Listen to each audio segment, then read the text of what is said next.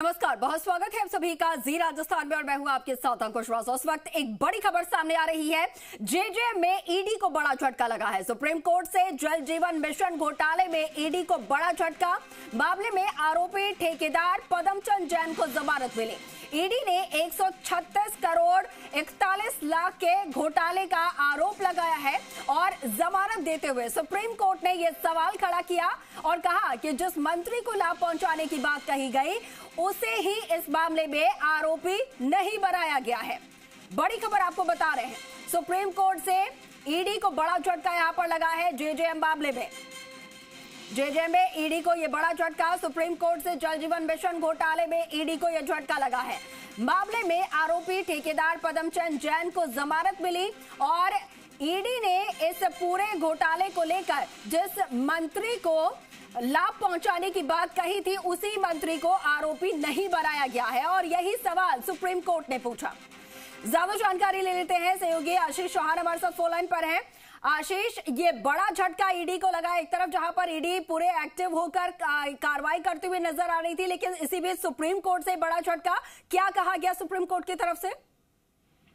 देखिए, जल जीवन मिशन घोटाले में 4 गिरफ्तारियां हुई थी, जिसमें पदमचंद जैन, महेश मित्तल और संजय बड़ाया और एक जिस तरीके से गिरफ्तारियां की गई थी। लेकिन अब पदमचंद जैन को जमानत मिल गई है और ये जमानत जो मिली है वो मेडिकल पैरोल के आधार पर मिली गई है। तबीयत खराब होने की वजह से मिली है और इसके साथ साथ सुप्रीम कोर्ट ने ये भी कहा है कि जो पैसे के लेन देन की बात सामने आ रही थी वो मंत्री तक थी, मंत्री तक पैसे के लेन देन के आरोप थे तत्कालीन, लेकिन उसमें मंत्री को आरोपी नहीं बनाया गया है। इस तरीके से कोर्ट ने कहा है जो यदि जिस मंत्री को लाभ पहुंचाने की बात वहां पर की गई है उसे ही इस मामले में आरोपी नहीं बनाया गया है। यानी कि जल जीवन मिशन घोटाले में जो अब एक और यहाँ पर जो जमानत है वो हो गई है। इससे पहले भी संजय बड़ाया और उसके जो बेटे हैं उसको भी कोर्ट से जमानत मिली थी और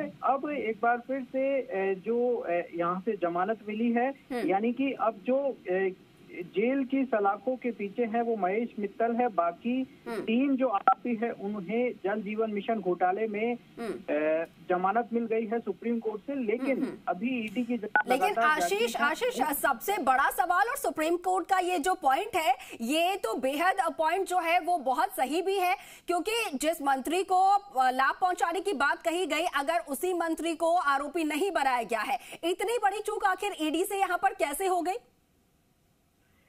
देखिए, तत्कालीन जो मंत्री थे उनके जिस तरीके से पूछताछ पहले भी वहां पर ईडी के छापे पड़े थे, पूछताछ की गई थी और यदि मंत्री के बिना इस तरीके की कोई भी जो लेन देन या फिर इस तरह की कार्रवाई यहाँ होती है तो ऐसा संभव नहीं है। लेकिन जिस तरह से ये सुप्रीम कोर्ट ने ये सवाल खड़े किए हैं कि आखिरकार ये जो जिस तरीके से लाभ पहुंचाने की बात यहाँ पर की जा रही है लेकिन उन्हें आरोपी नहीं बनाया गया है, तो इस तरीके के जो सवाल है वो सुप्रीम कोर्ट ने उठाए हैं। लेकिन पूरे मामले की जांच ईडी कर रही है। अब देखना होगा कि आगे किस तरह की कार्रवाई करती है और कैसे जो ईडी है वो इस पूरे मामले की जांच करती है।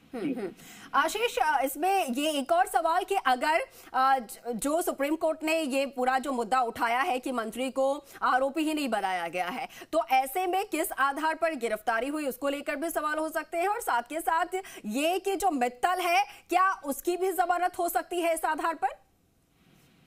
देखिए, महेश मित्तल का जो पूरा मामला है वो भी अभी तक लगातार जारी है, लेकिन जिस तरीके से जो ईडी ने गिरफ्तारी की थी वो जल जीवन मिशन घोटाले में की थी और फर्जी प्रमाण पत्र बनाए थे, इरकॉन के नाम पर फर्जी सर्टिफिकेट बनाए थे। उसी आधार पर उसमें कैश ट्रांजैक्शन हुआ था, मनी लॉन्ड्रिंग हुई थी, इसी के आधार पर उसे गिरफ्तार किया गया था और ईडी ने तभी तमाम जो पुख्ता सबूत है वो भी कोर्ट के सामने पेश किए थे, उसी आधार पर गिरफ्तार किया था। लेकिन ये सवाल यहाँ पर जरूर कोर्ट ने उठाए हैं कि आखिरकार जब मंत्री आरोपी नहीं है तो किस तरह की जो कार्रवाई है वो यहाँ पर की गई है। जी ठीक है आशीष, आप नजर बनाए रखिएगा, अपडेट्स आपसे लेते रहेंगे पूरे मामले को लेकर। फिलहाल के लिए आपका बहुत शुक्रिया तमाम विस्तृत जानकारी साझा करने के लिए।